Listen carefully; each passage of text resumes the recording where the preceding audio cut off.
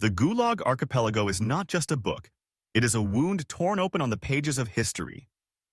In it, the voices of millions of prisoners who were silenced by iron bars and snow-filled camps echo in whispers and screams. To read it is not merely to learn facts about the Soviet Union under Stalin. It is to walk through a vast prison empire where humanity was broken and reshaped into silence. Solzhenitsyn, himself a prisoner, did not invent stories. He collected the pain of others, their sufferings, their small triumphs, and their endless humiliations. He turned those memories into a living testimony so that the world could never claim ignorance of what was done in the name of ideology and power. It begins with the knock at the door in the dead of night. Families slept, children dreamed, and suddenly heavy boots stomped through the wooden floors as agents of the secret police dragged away fathers, mothers, sons, and daughters. No explanation was given, no evidence was presented. A neighbor's envy, a careless joke, a misinterpreted sentence, or simply the state's hunger for more prisoners was enough to destroy a life. Once taken, the prisoner entered a different universe, one ruled not by law or reason, but by fear. There were endless interrogations where men and women were deprived of sleep for weeks, beaten until their bones cracked, forced to sign confessions of crimes they never committed. The cell was not a place for justice, but for the destruction of the human spirit. The investigators had one goal: to break you so completely that you forgot who you once were. After the trials, if they could be called that, came sentencing. 10 years was common, 25 years was not rare, and behind each number was the unspoken understanding that survival was unlikely. The prisoner was packed into cattle cars, suffocating in the dark, transported across thousands of kilometers of frozen wastelands to the labor camps. There, snow stretched endlessly, the ground was iron, and the wind itself seemed hostile. The camps, scattered like a network of scars across the Soviet land, became the real face of the empire. In the camps, prisoners were not people. They were numbers. They were driven out at dawn, regardless of blizzards or minus 40 degrees, forced to chop trees, mine coal, build canals, or dig frozen earth with bare hands. Hunger gnawed at their stomachs constantly. A piece of bread became more precious than gold. Men fought over soup so thin it was only water with a shadow of cabbage floating in it. Those who collapsed from exhaustion were often beaten back to their feet. If they could not rise, they were left to freeze where they fell. Death was constant, so common that it ceased to shock. A man might be working beside you in the morning, and by evening, his body would be dragged to a pit, buried without a name. Yet, within this darkness, small flickers of human dignity remained. Prisoners whispered poetry in the barracks, scratched prayers into wooden planks, or secretly taught each other languages and mathematics.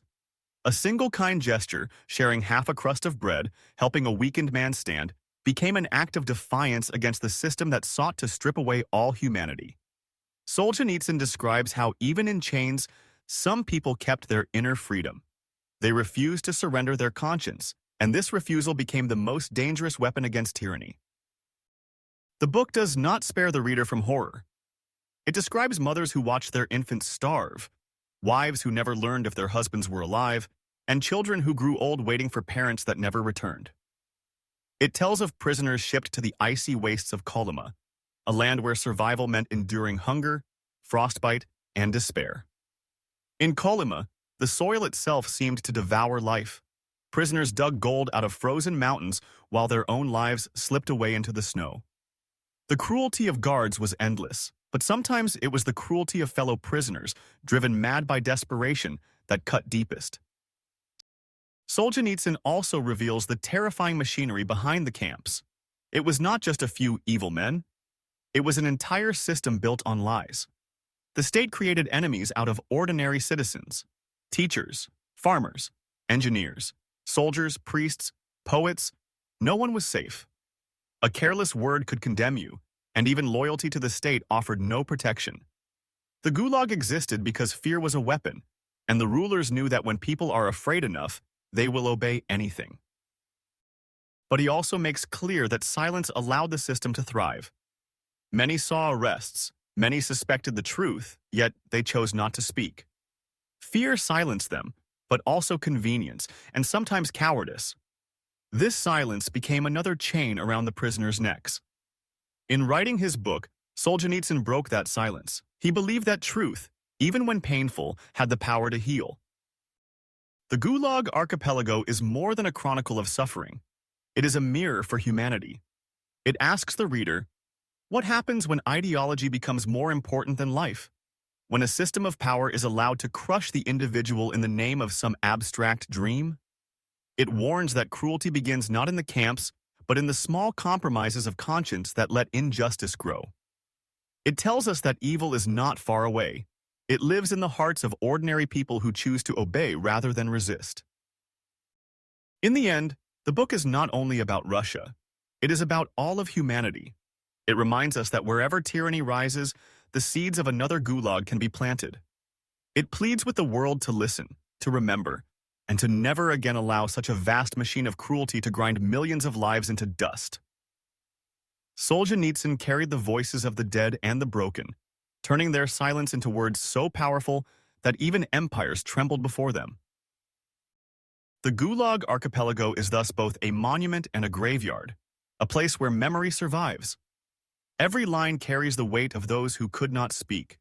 To read it is to hear their cry. Do not forget us. Do not let it happen again. It is a reminder that human dignity can survive the harshest winters, and that truth, once spoken, has the strength to outlive chains, camps, and even the rulers who built them. In the silence of the camps, stories lived like hidden embers waiting to ignite. One prisoner might tell another, in whispers, about the warm kitchens of his childhood, about bread that was soft and steaming, about laughter around a table. For a moment, the barracks would transform, and men would close their eyes to escape the filth and stench around them. These fleeting moments of memory became shields against despair, but memory was also dangerous. The more you remembered what life had been, the sharper the pain of what life had become. Some prisoners chose to forget, to bury the past, because remembering felt like another form of torture. Yet those who clung to their memories preserved a part of themselves that the state could never own. There were also betrayals within the camps. Hunger and fear drove men to inform on their fellows, to trade scraps of information for an extra slice of bread or lighter duty. Solzhenitsyn described this as one of the cruelest aspects of the Gulag, the way it forced people into moral compromise. To survive, you might be tempted to harm another. And in doing so, the system succeeded, not only in punishing the body, but in corroding the soul. Some resisted this temptation, and they paid with their lives. Others succumbed and lived with guilt heavier than chains. The women of the Gulag carried their own agony. Many were taken simply because they were wives, sisters, or daughters of men accused of treason. They endured both the backbreaking labor and the constant threat of abuse from guards. Some gave birth in the camps, their newborns taken from their arms to die in freezing orphanages. Others saw their children grow up not knowing a mother's face. Yet even among them, sparks of courage flared. Mothers who sang lullabies in the dark. Women who shared their last piece of bread with a stranger. Voices that refused to be silenced despite unbearable loss. And through all of this, the snow fell. It fell endlessly, like the weight of history itself, covering bodies, footprints, and memories. The prisoners looked out across white wastelands and realized that the world had forgotten them. But Solzhenitsyn would not let that forgetting be final.